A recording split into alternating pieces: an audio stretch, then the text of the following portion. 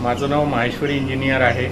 मागील 5-6 वर्षापासून मी ripening chambers उभारणी आणि कोल्ड स्टोरेज उभारणीचे कन्सल्टन्सीचे काम करतो। अनेक लोकांना ही भ्रांती आहे की रायपनिंग चेंबरनी पिकवलेला आंबा नरम पडतो, पण ते खरं नाही आहे।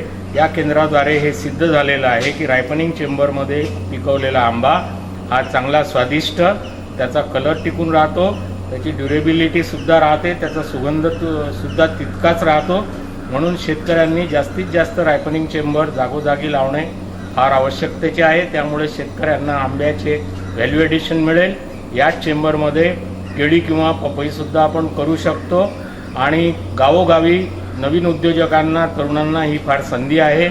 याकरिता नॅशनल हॉर्टिकल्चर मिशन आणि नॅशनल हॉर्टिकल्चर बोर्डतर्फे 40% आणि दुर्गम भागात 55% सबसिडी दिली जाते, 10% व्हेंचर कॅपिटल दिली जाते आणि हा व्यवसाय तरुणांनी करण्यासारखा आहे।